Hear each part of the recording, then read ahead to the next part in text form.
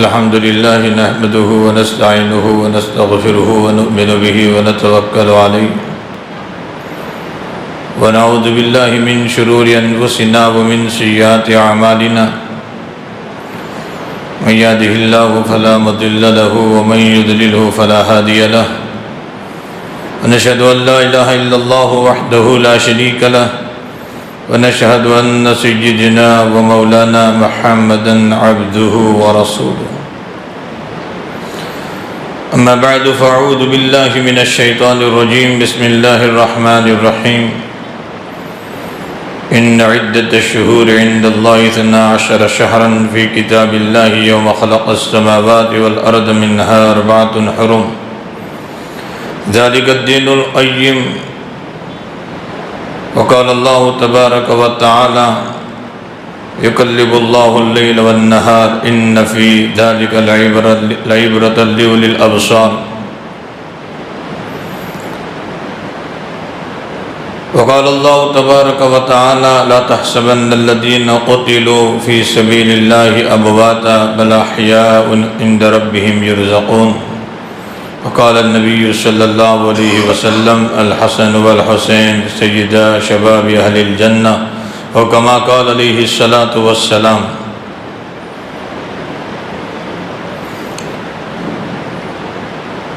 میرے عزیز طلباء،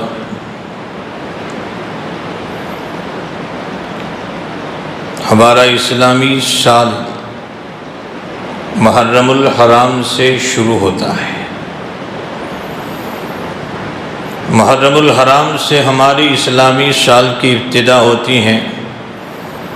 یہ ہمارا اسلامی سال اس مہینے سے شروع ہوا ہے۔ دعا کرو گزشتہ سال میں ہم سے جو کوتاہیاں ہوئی، جو گستاخیاں ہوئی، اللہ اس کو معاف فرما دے۔ اور یہ جب سال شروع ہو رہا ہے، اللہ تعالیٰ خیر کے ساتھ، برکتوں کے ساتھ، حفاظت کے ساتھ اللہ تعالیٰ اس سال کو پورا فرمائے۔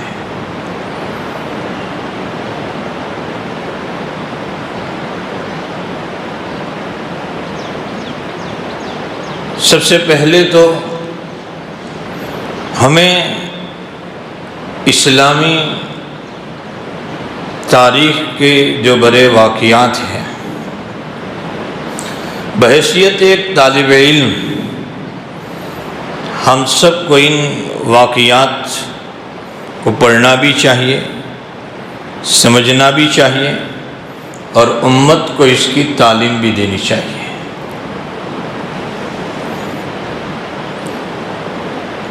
آج اسلامی تاریخ کے بڑے بڑے وہ واقعات ہیں،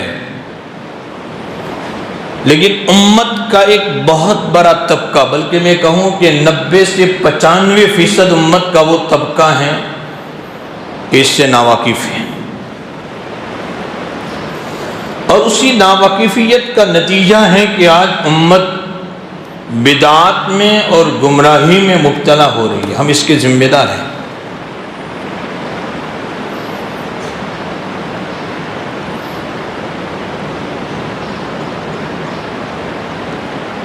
جیسے ابھی قاری صاحب نے بھی جو قرات پڑھی، ان عدت الشہور عند اللہ 12 شہرا فی کتاب اللہ، ہمیں یہ بھی معلوم ہونا چاہیے کہ ہماری اسلامی کیلنڈر اور تاریخ کی ابتدا کیسے ہوئی اور کیوں ہوئی، یہ ہمیں جاننا چاہیے۔ عیسوی جو تاریخ ہے، جو ہمارا انگریزی جو کیلنڈر ہے، جنوری، فروری، مارچ، اپریل جو ہے، یہ عیسوی تاریخ کے اعتبار سے چل رہا ہے کہ حضرت عیسیٰ علیہ السلام کی پیدائش سے عیسائیوں نے اس کیلنڈر کو وجود دیا ہے کہ حضرت عیسیٰ علیہ السلام کی پیدائش سے انہوں نے اپنی اس کیلنڈر کی تاریخ کو شروع کیا ہے۔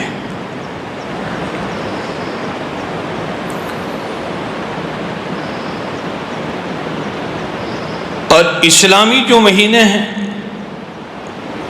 ہم جو محرم اور صفر اور ربیع الاول اور ربیع الاخر، جمادی الاولیٰ، جمادی الاخری، یہ جو مہینے ہم شمار کرتے ہیں، جس دن سے زمین اور آسمان کی پیدائش ہوئی ہے اسی وقت سے سال کے 12 مہینے ہیں۔ ان عدت الشہور عند اللہ 12 شہرا فی کتاب اللہ یوم خلق السماوات والارض منها 4 حرم، اور اسی وقت سے 4 مہینے کو اشہر حرم قرار دیا ہے، یعنی ذی قعدہ اور ذی الحجہ اور محرم اور رجب، 3 مہینے ساتھ اسی وقت سے۔ نہ اس میں کوئی داکہ زنی کی جائے گی، نہ لڑائی کی جائے گی، نہ قتل و غارت گیری کی جائے گی۔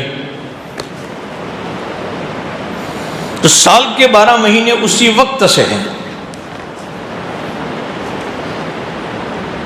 اور اسی لیے قرآن کریم کا جو نزول ہوا تو قرآن کریم نے وہ رائج الوقت جو مہینے تھے احکام بھی اتارے ہیں، تو ان مہینوں کے نام ہی کا لحاظ کرتے ہوئے قرآن نے بھی احکام اتارے۔ شہر رمضان الذی انزل فیہ القرآن، یہ رمضان ہی کہا جاتا تھا پہلے، تو قرآن کریم نے بھی اسی اعتبار سے قرآن کریم کو جب رمضان میں اتارا تو وہی نام قرآن کریم نے بھی استعمال کیا ہے۔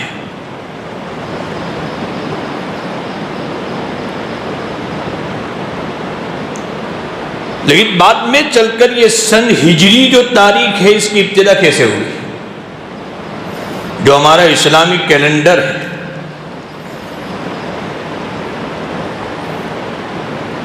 یہ حضرت عمر رضی اللہ تعالیٰ عنہ کے دور سے شروع ہوئی، دور عمر سے۔ حضرت عمر رضی اللہ تعالیٰ عنہ اپنے زمانے میں جو گورنر تھے، جو ایم ایل اے تھے، ان کے اوپر خطوط لکھتے تھے، وہ تو کئی مہینوں کے بعد پہنچتے تھے، اور خطوط میں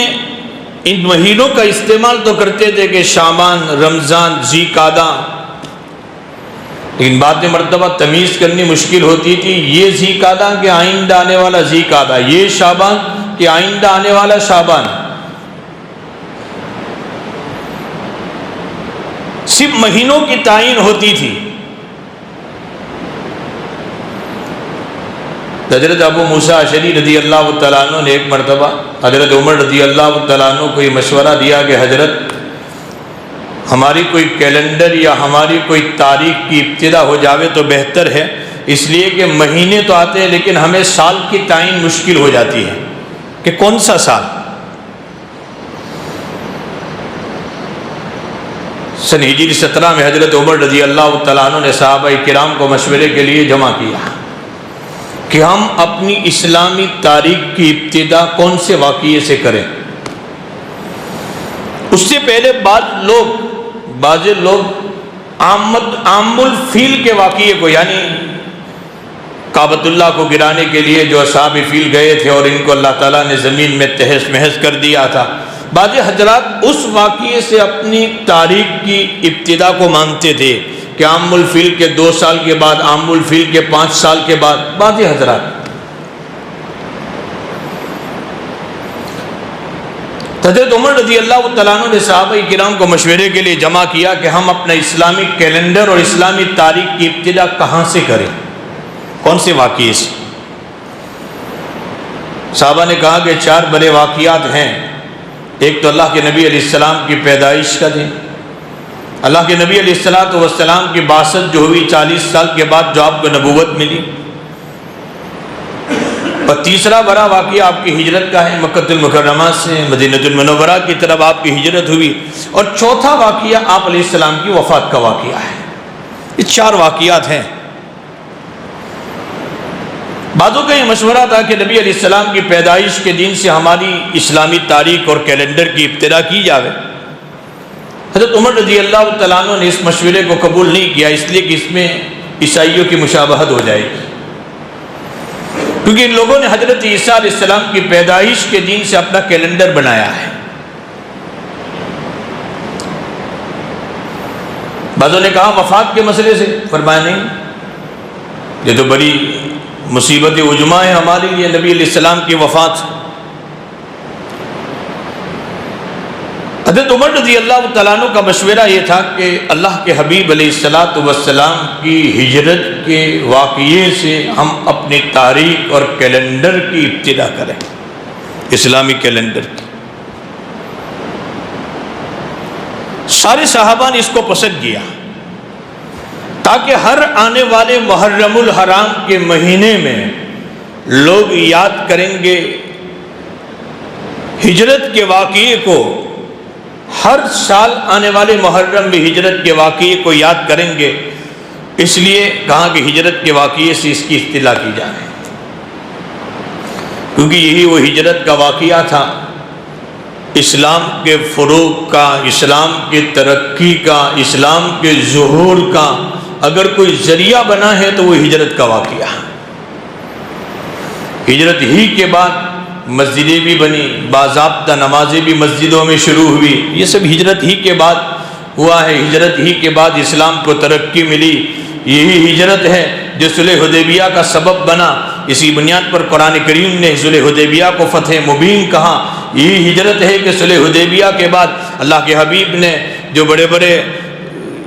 خطوط جو نبی علیہ السلام نے سرداروں کے نام اور حکومتوں کے نام جو خطوط روانہ کیے وہ بھی صلح حدیبیہ ہی کے بعد۔ یہی ہجرت ہے کہ جو اسلام کی ترقی کا اور ظہور کا اور فروغ کا ذریعہ بنی۔ تو فرمایا اسی واقعے سے اطلاع کی جاوے۔ ہماری اسلامی کیلنڈر اور اسلامی تاریخ کے سارے صحابہ نے اس پر اپنی خوشی کا اظہار فرمایا، اسی سے ہمارا کیلنڈر شروع ہوا حضرت عمر رضی اللہ تعالیٰ عنہ کے دور سے سن ہجری کا۔ جیسے آج محرم الحرام کا مہینہ آیا تو 1443 یعنی اللہ کے حبیب علیہ السلام کی ہجرت کے 1443 سال پورے ہوئے، 44 میں ہم داخل ہوئے، اور اس لیے کہ وہ قوم بڑی غیور قوم ہے، بڑی غیور قوم ہے کہ جو اپنے اکابر کے اور اپنے بزرگوں کے واقعات کو فراموش نہ کرے بلکہ یاد کرے۔ ہر آنے والا محرم ہمیں ہجرت کی یاد دلاتا ہے کہ صحابہ نے ہجرت کی بڑی صحبتیں اس دین کی حفاظت کے خاطر، اسلام کی حفاظت کے خاطر، اللہ کے حبیب اور حضرات صحابہ نے بڑی قربانیاں دی ہے، اور بڑی قربانیاں دی۔ آپ دیکھیں نبی علیہ السلام نے بھی کہ کہیں تو غار ثور میں آپ چھپے، کہیں تو غار ثور سے نکلے، اور ایک طرف اعلان ہوا ہے کہ جو پکڑ کر لائے گا محمد رسول اللہ کو 100 اونٹ انعام میں دیے جائیں گے۔ اللہ کے نبی اور حضرت ابو بکر صدیق چل رہے ہیں، یہاں تک کہ وہی بات سراقہ ابن مالک نبی کو پکڑنے کے لیے گیا بڑا تیز رفتار اونٹ لے کر، یہاں تک کہ قریب پہنچ گیا۔ ابو بکر صدیق نے کہا کہ اللہ کے حبیب اب تو ہم پکڑے جائیں گے، 100 اونٹ انعام میں ملنے والے ہیں، یہ ہمیں چھوڑیں گے نہیں۔ نبی اس وقت بھی کہتے ہیں لا تحزن ان اللہ معنا، ابو بکر گھبرانے کی ضرورت نہیں ہے، اللہ ہمارے ساتھ ہے۔ یہاں تک کہ جیسے قریب آتا گیا اس کا اونٹ جو ہے اندر دھستا گیا سمجھ گیا سراقہ ابن مالک نبی کی بد دعا ہے، ہاتھ جوڑ کر کہنے لگا اللہ کے نبی نہ آپ کو پکڑوں گا نہ کسی کو اطلاع دوں گا، لیکن چھوڑ دو مجھے آپ کے بد دعا کی بنیاد پر۔ حالانکہ پتھریلی زمین ہے لیکن میرے اونٹ کے پیر جو ہے زمین میں دستے چلے جا رہے ہیں۔ اللہ کے نبی نے دعا فرما دی، اس کا اونٹ نکل گیا۔ نبی نے کہا واپس چلا جا لیکن کسی کو ہماری اطلاع نہ دینا۔ یہ ہجرت کی صحبتیں جو نبی علیہ السلام نے وقت نہیں کہ وہ تفصیلی نقل کرو، بلکہ حضرت زینب اللہ کے حبیب علیہ السلام کی بڑی بیٹی ہجرت کر کے آ رہی ہے، اور کیسی صحبت، یہاں تک کہ کسی کافر نے زور سے ایک نیزہ مار دیا، حاملہ تھی، حمل بھی گر گیا، اور وہ تکلیف حضرت زینب رضی اللہ تعالیٰ عنہ کے انتقال کے وقت حضرت زینب کا جملہ ہے ابا وہی جو نیزہ مارا گیا تھا اس تکلیف کی بنیاد پر آج دنیا سے میں رخصت ہو رہی ہوں۔ بعد میں جب بھی آپ کا انتقال ہوا یہی وہ تکلیف تھی۔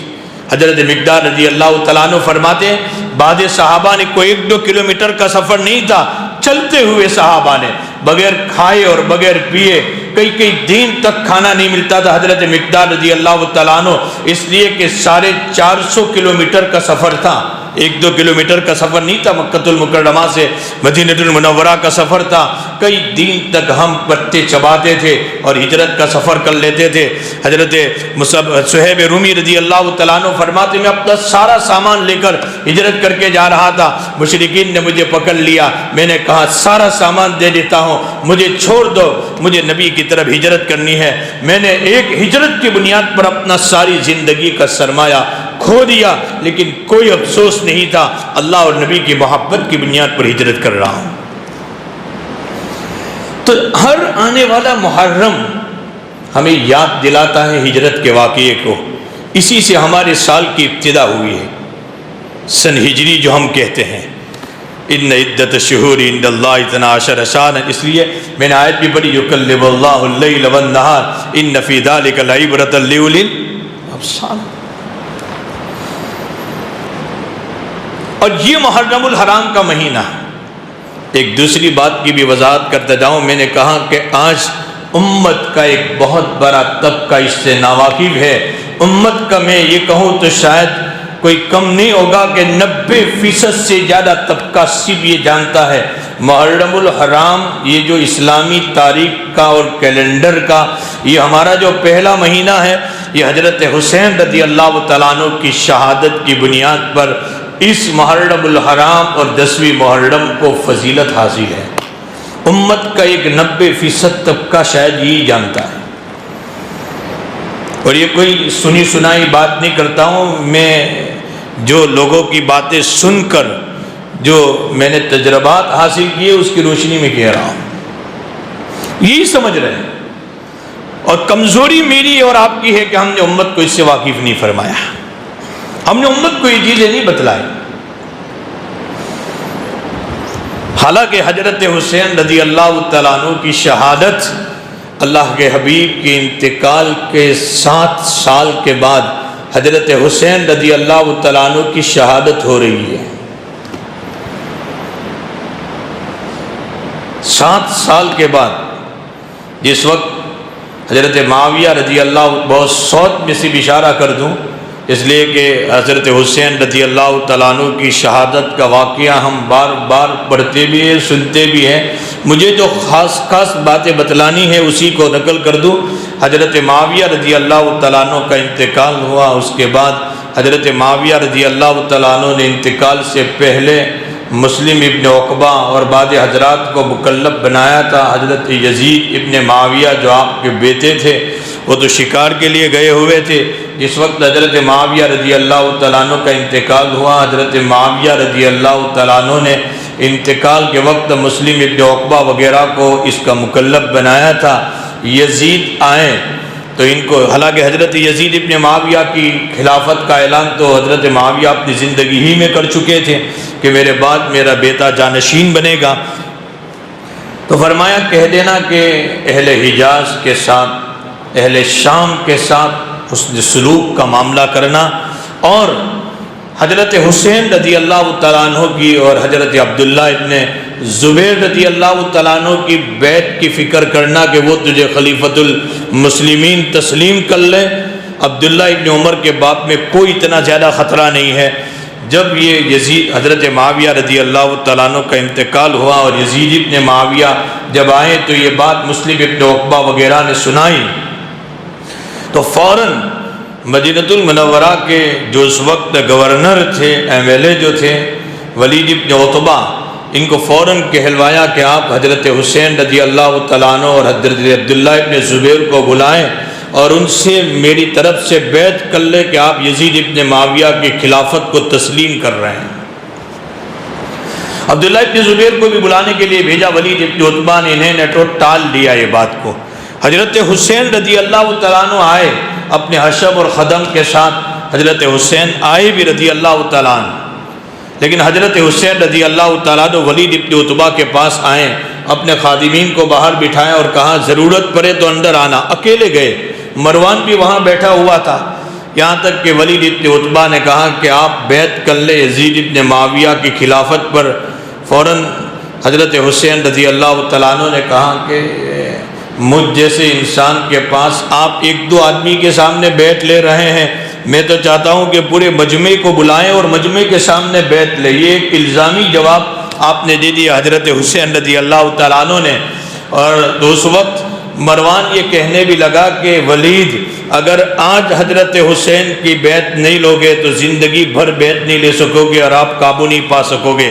اگر بیعت لے لے تو ٹھیک ہے، یزید ابن معاویہ کی خلافت کو تسلیم کر رہے تو ٹھیک ہے، نہ کہے تو قتل کر دو ورنہ کبھی قابو نہیں پا سکو گے۔ یہاں تک کہ حضرت حسین رضی اللہ تعالیٰ عنہ نکل گئے وہاں سے ولید ابن عتبہ کے پاس، جس وقت مدینہ کے ایم ایل اے اور گورنر تھے۔ وہ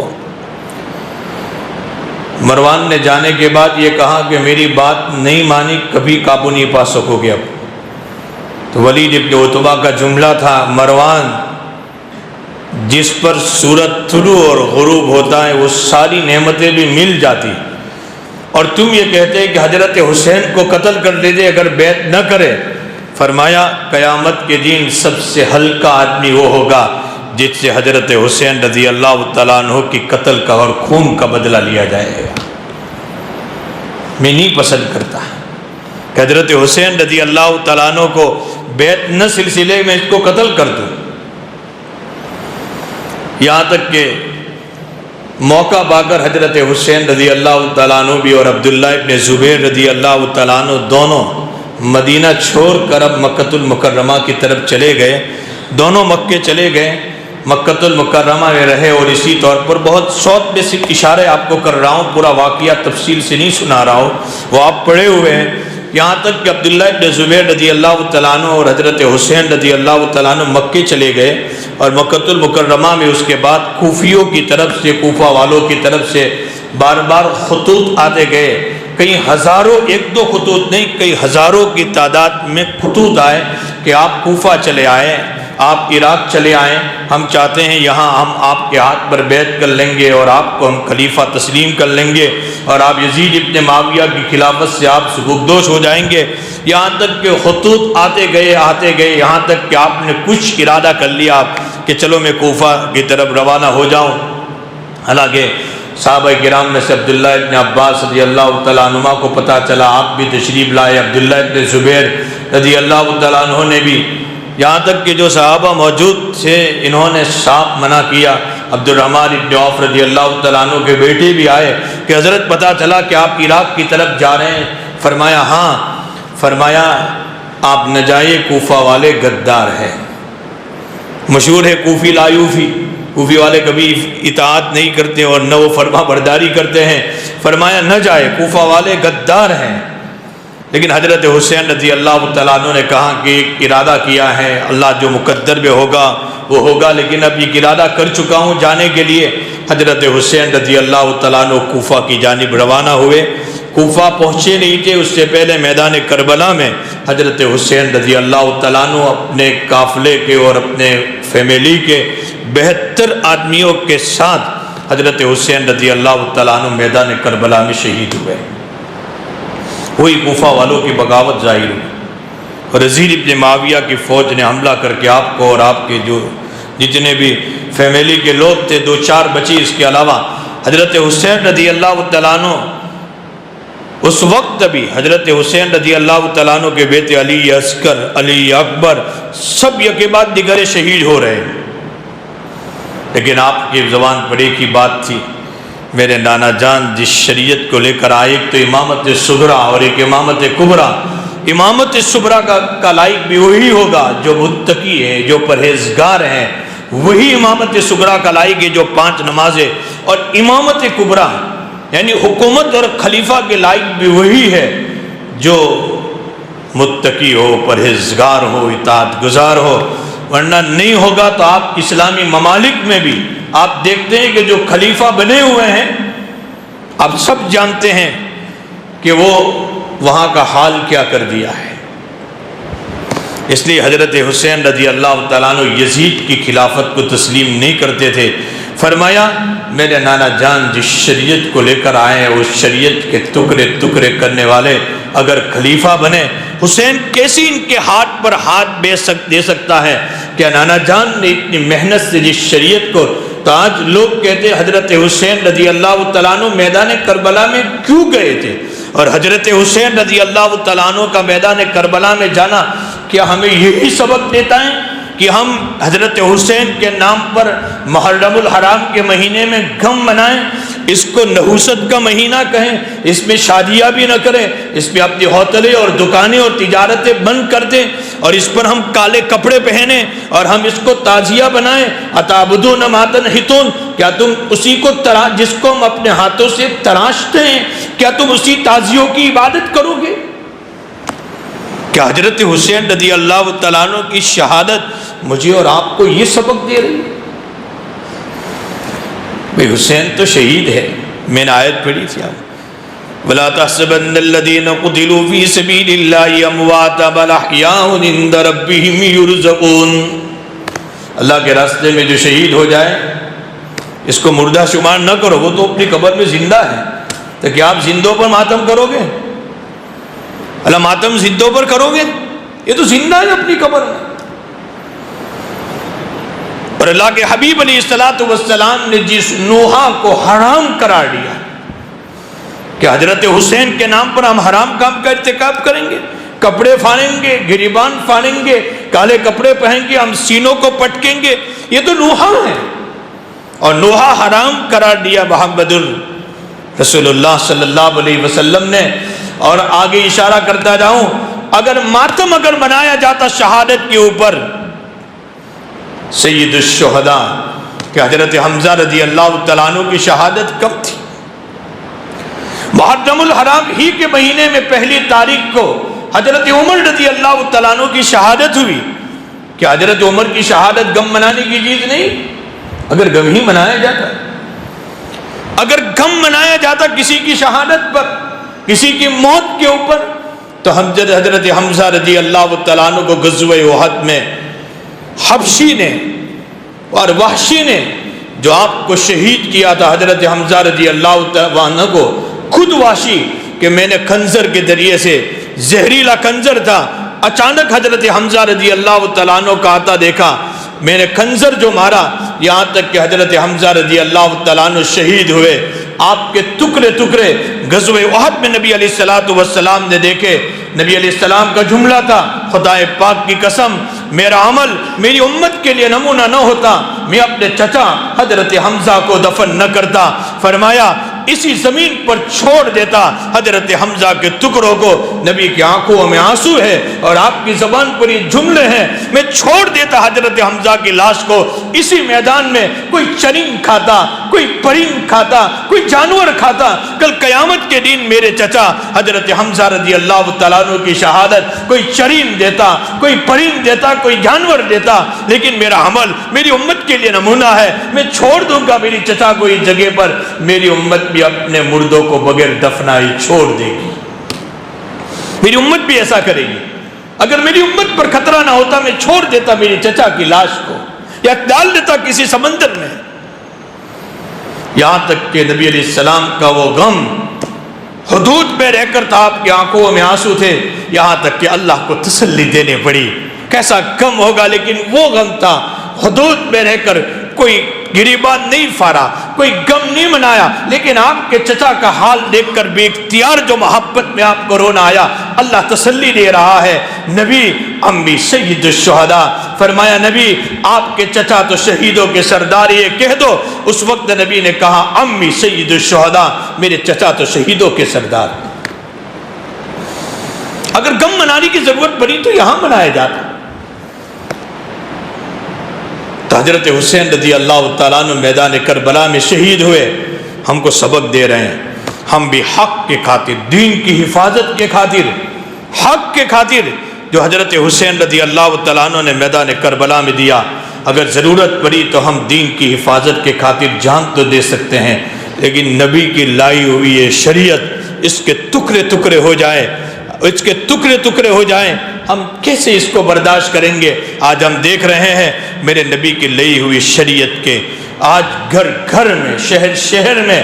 آج رسم و رواج کے نام پر آج وہ شریعت کے ٹکڑے ٹکڑے ہو رہے ہیں، ہم آرام سے بیٹھے ہوئے ہیں۔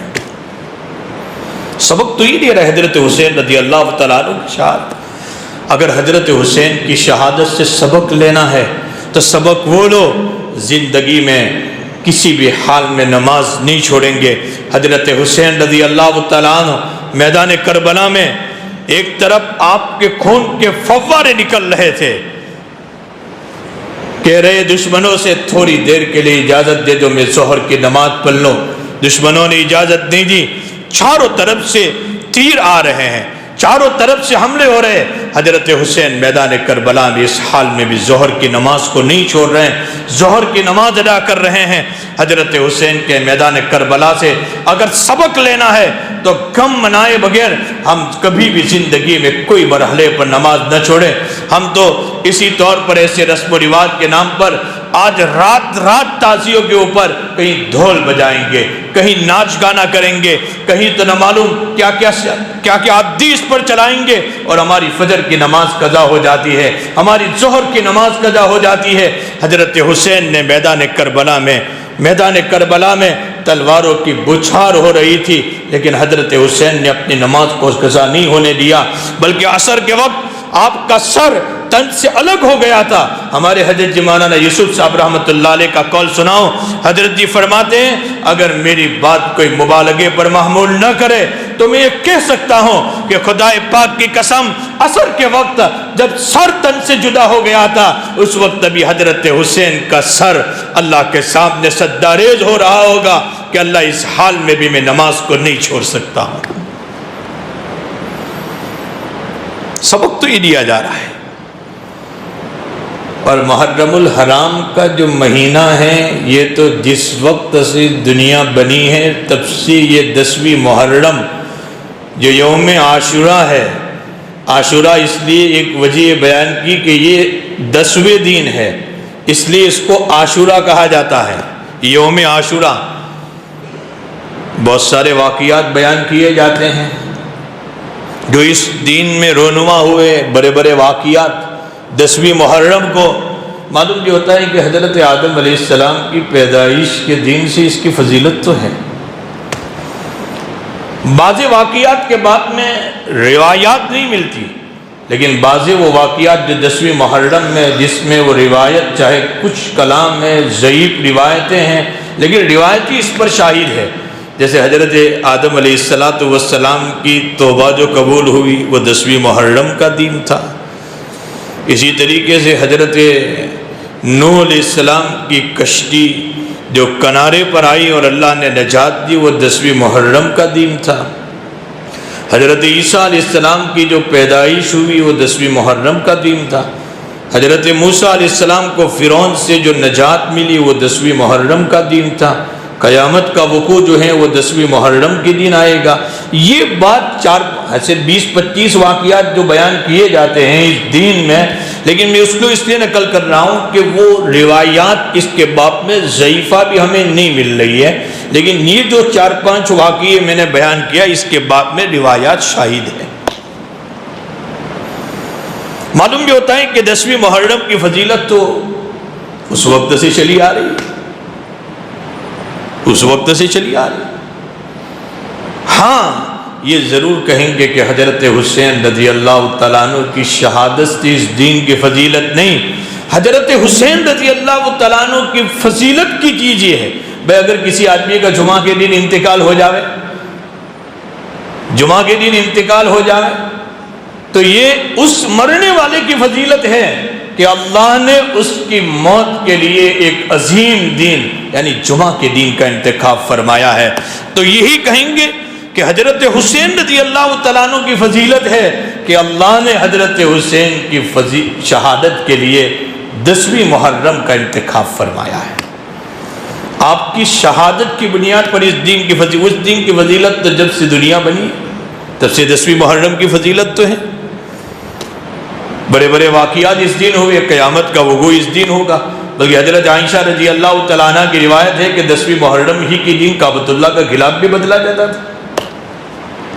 یہ روایت شاہد ہے اس پر۔ تو حضرت حسین رضی اللہ ضرور نبی علیہ السلام پر کیوں نہ ہو کہ اللہ تعالیٰ اس مبارک دین کا آپ کی شہادت کے لیے انتخاب کریں۔ کوئی شک نہیں اس بات میں کہ حسن اور حسین رضی اللہ تعالیٰ عنہ اللہ کے حبیب کے وہ نواسے ہیں نبی ہما ریحانتان فی الجنہ، ابو ہریرہ رضی اللہ تعالیٰ عنہ خود فرماتے حضرت حسین اور حسن کے باپ میں، فرمایا جب ان کو دیکھتا ہوں میری آنکھوں میں آنسو آ جاتے ہیں، فرمایا اس لیے کہ نبی کی زندگی میں دیکھتا تھا یہ دوڑتے ہوئے آتے تھے، میرے نبی گود میں بٹھاتے تھے، اپنا لعاب نکالتے تھے، ان کے منہ میں ڈال کر یہ کہتے تھے اللہ میں ان سے محبت کرتا ہوں، تو بھی ان سے محبت کرنا۔ ایک مرتبہ اللہ کے نبی علیہ السلام جا رہے، حضرت حسن رضی اللہ تعالیٰ عنہ کو سواری پر بٹھایا، ایک آدمی نے دیکھ کر یہ کہا نعم المرکب رکبت، کتنی بہترین سواری ہے، نبی کے کندھے پر سوار ہے۔ حضرت حسن رضی اللہ تعالیٰ عنہ دیکھنے والا کہتا ہے کتنی بہترین سواری پر سوار ہے تو؟ نبی نے سن کر یہ کہا کہ نعم الراکب، بھائی سوار بھی تو اتنا بہترین ہے، سواری اتنی بہترین ہے تو نعم الراکب، سوار بھی تو اتنا بہترین ہے۔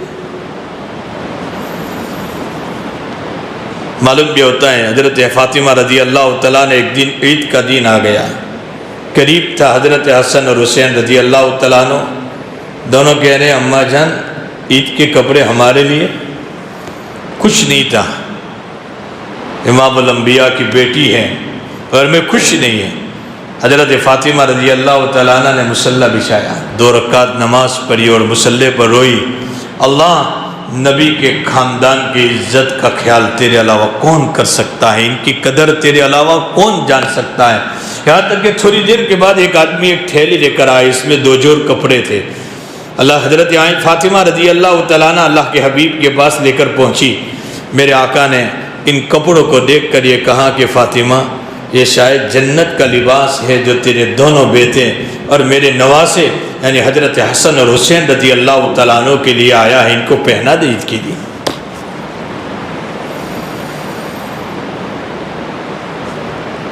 روایت ہے مشکات کہ حضرت اسامہ رضی اللہ تعالیٰ عنہ کو ایک گود میں نبی کبھی بٹھاتے تھے، ایک گود میں حضرت حسین رضی اللہ تعالیٰ عنہ کو بٹھاتے تھے اور کہتے تھے اللہ میں ان دونوں سے محبت کرتا ہوں، تو بھی ان دونوں سے محبت کرنا۔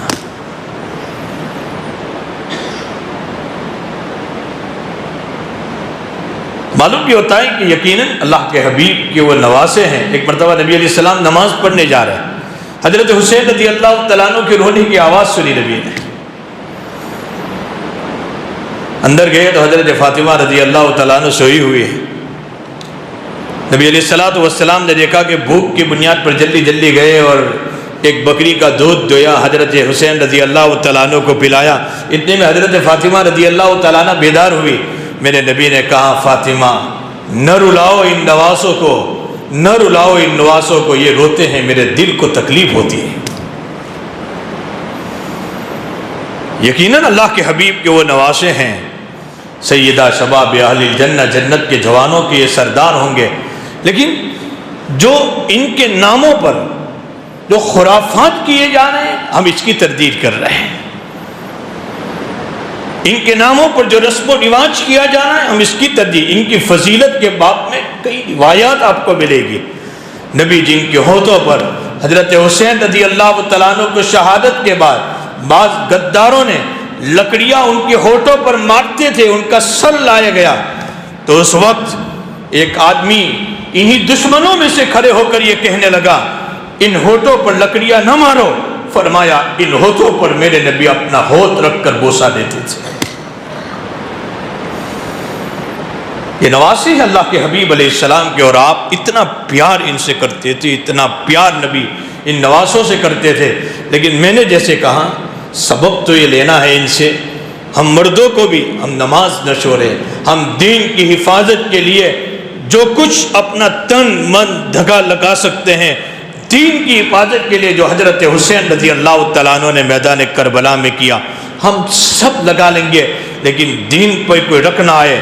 دین کے ٹکڑے ٹکڑے ہو، اگر دین پامال ہو رہا ہم اس کو برداشت۔ یہ حضرت حسین رضی اللہ تعالیٰ عنہ کا واقعہ اور آپ کا شہادت اور آپ کا یہ قربانی ہم کو یہ سبق دے رہا ہے، بلکہ میدان کربلا میں ایک طرف ام کلثوم کو دیکھیے یا اور آپ کی عورتوں کو دیکھیے، ایک طرف میدان کربلا ہے، ایک طرف خون کے فوارے نکل رہے ہیں، لیکن کسی نے اپنے سر سے اور چہرے سے دوپٹہ بھی نہیں ہٹنے دیا اس موقع پر۔ یہ حضرت حسین رضی اللہ تعالیٰ عنہ کی شہادت ہماری ماں بہنوں کو سبق دیتی ہے۔ اور کیوں نہ ہو، جس فاطمہ رضی اللہ تعالیٰ عنہ کی یہ اولادیں ہیں، یہ حضرت فاطمہ رضی اللہ تعالیٰ عنہ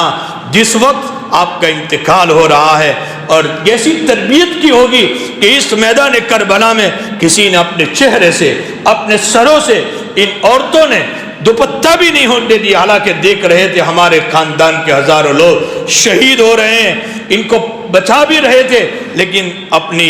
شرم اور حیا کو ان لوگوں نے نہیں کھو دیا۔ اس وقت وہ فاطمہ کی اولادیں تھی جی انتقال کے وقت حضرت علی کو نصیحت کر رہی ہے، علی میرا جنازہ رات میں اٹھانا، میری جنازے پر بھی کسی اجنبی مرد کی نگاہ نہ پڑے، اس لیے کہ اس چہرے کو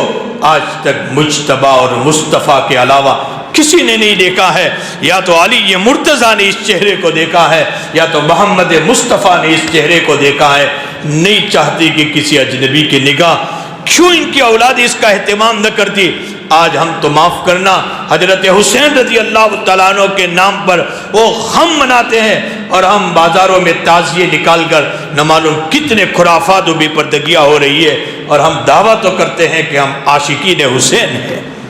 کیسے ہو سکتا ہے؟ حضرت حسین کے عاشق کا دعویٰ ہم کیسے کر سکتے ہیں جب ہماری زندگیوں سے یہ چیز خارج ہو چکی ہے؟ تو معلوم یہ ہوتا ہے کہ محرم الحرام کے آخری بات کی طرف آپ کو لے جاؤں کہ محرم الحرام کی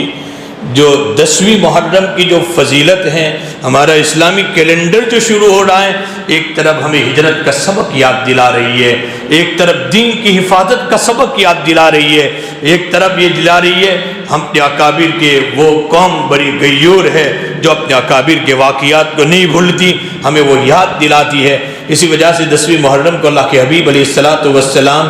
روزہ رکھتے تھے۔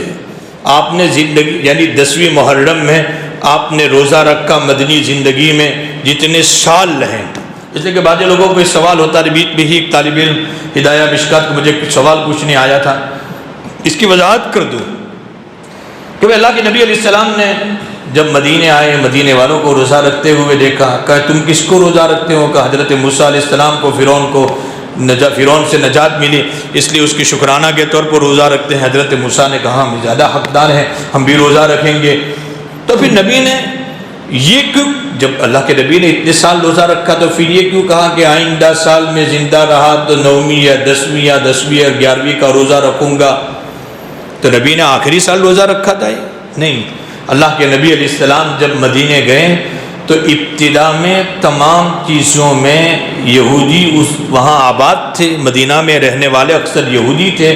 تو ابتداً قولاً و فعلاً، اس لیے کہ وہ اہل کتاب تھے، نبی ان کی اتباع کرتے تھے، وہ اس لیے کہ ہو سکتا ہے کہ اس کی بنیاد پر وہ دین سے قریب ہو جائیں۔ یہی وجہ ہے کہ نبی مدینے گئے تو سب سے پہلے 16 یا 17 مہینے آپ کو حکم دیا کہ اب مسجد اقصیٰ کی طرف رخ کر کے نماز پڑھے، حالانکہ جس وقت نماز فرض ہوئی تھی آپ کعبۃ اللہ کی طرف مکے میں رخ کر کے نماز پڑھتے تھے۔ مدینے آئے تو مدینے میں آپ کو جو حکم ملا 16 اور 17 مہینے مسجد اقصیٰ کی طرف، کیونکہ یہودیوں کا قبلہ یہی تھا،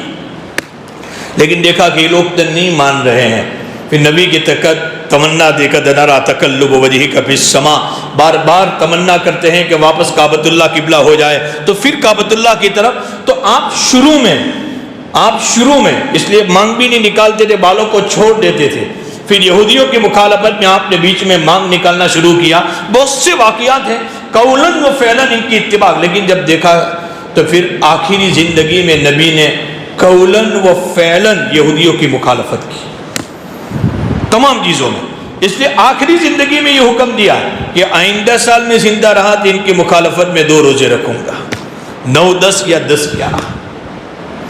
من تشبہ بقوم، معلوم یہ ہوتا ہے نبی عبادات کے معاملے میں بھی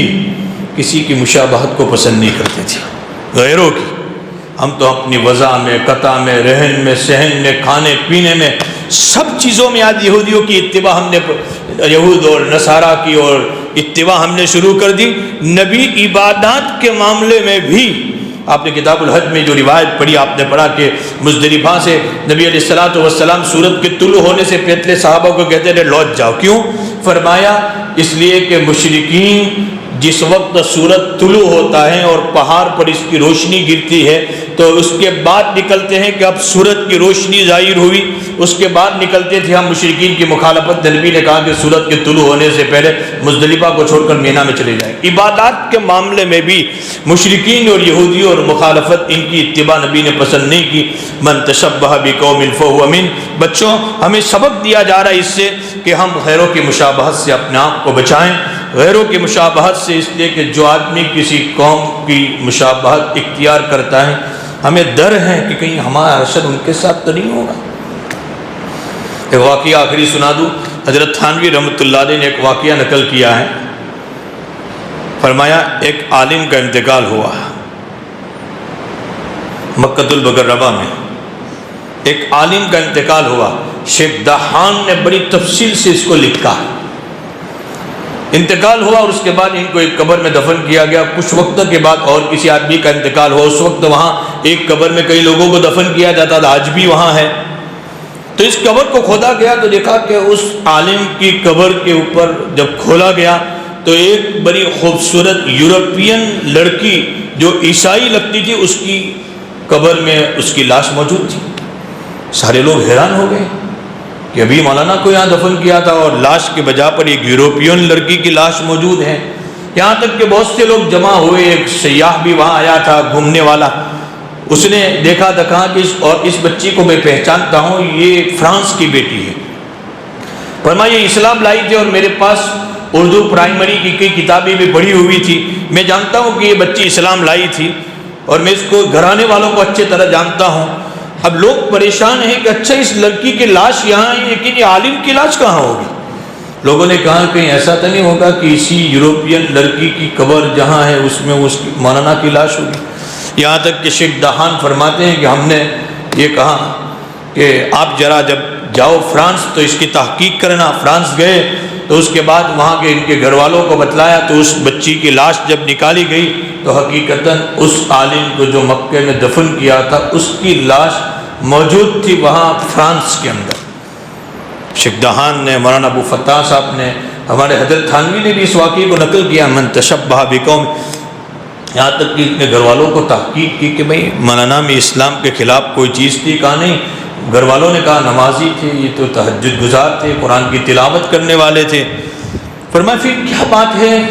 تو ان کی بیوی نے کہا ایک بات زبان سے جب بھی میری ملاقات کرتے تھے اور اس کے بعد غسل جنابت کے لیے جاتے تھے تو بڑی کراہت کے ساتھ یہ کہتے تھے نصارہ میں یہ چیز بہت اچھی ہے کہ ان کے وہاں غسل جنابت نہیں ہے، اسلام میں یہ چیز بہت بری ہے کہ ان کے یہاں غسل جنابت ہے۔ بس یہ ایک جملہ تھا میرے بچوں، ایک جملہ تھا، اس جملے نے اللہ کے وہاں اتنا ناپسند کیا کہ من تشبہ بقوم، تو نصارہ کی مشابہت اور نصارہ کے طور و طریق کو پسند کرتا ہے، تیرا حشر بھی نصارہ ہی کے ساتھ ہوگا۔ اور یہ بچی فرانس کی تھی، اسلام لائی تھی، اسلامی طور و طریق کو پسند کرتی تھی، دفن کی گئی فرانس میں، لیکن اس کی لاش یہاں مکۃ المکرمہ میں اس عالم کی قبر کے پاس موجود ہے۔ معلوم بھی ہوتا ہے ہمیں بچیں اسلام عبادات کے معاملے میں بھی غیروں کی مشابہت کو پسند نہیں کرتا۔ ہم کیسے اپنی وضع قطع رہن سہن ان تمام چیزوں میں ہم غیروں کی مشابہت کو پسند کریں؟ اللہ تعالیٰ ہماری حفاظت فرمائیں اور اللہ تعالیٰ صحیح معنی میں ان دنوں کا اور ان ایام کا جو سبق ہے، جیسے میں نے آپ کو بتلایا، یہ محرم الحرام کا مہینہ، اللہ کے حبیب علیہ السلام نے کہا جو ان دنوں کا روزہ رکھے گا 10ویں محرم کا، فرمایا اگلی زندگی کے 1 سال کے گناہ اس کے معاف ہو جائیں گے۔ اگلی زندگی کے 1 سال، امید ہے حضرت مسلم شریف کی روایت میں 1 سال کے گناہ معاف ہو جائیں گے، اس لیے کہ رمضان کے روزے سے پہلے یہ روزہ فرض تھا، رمضان کا روزہ فرض ہوا تو اس کا استحباب جو چاہے رکھے جو چاہے نہ رکھے، بڑی فضیلت کا روزہ ہے۔ ماشاءاللہ آپ لوگوں نے روزہ رکھا ہے، بہت سے طلباء نے، اللہ قبول فرما لے اور اللہ تعالیٰ اس کی جو اجر و ثواب ہے اس سب کا ہم سب کو مستحق بنائے۔ اور ساتھ ہی میں یہ روایت، بھائی ظاہر سی بات ہے کہ ایک طرف عرفہ کا روزہ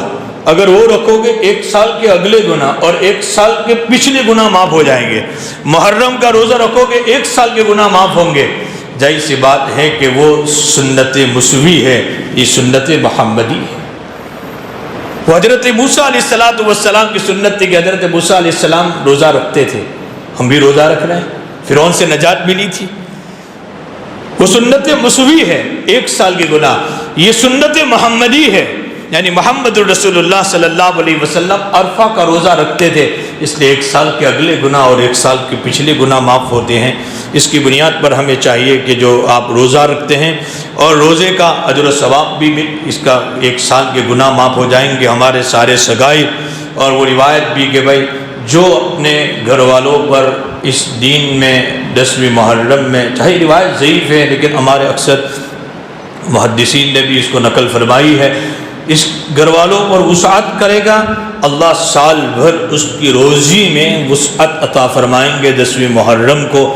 ظاہر سی بات ہے کہ آپ تو گھر پہ نہیں، لیکن ہمارے محتمم صاحب سے کہوں گا کہ انشاءاللہ آپ لوگوں پر آئندہ کل وسعت کا معاملہ کریں گے تو انشاءاللہ ہمارے مدرسے میں بھی اللہ تعالیٰ خزانہ غیب سے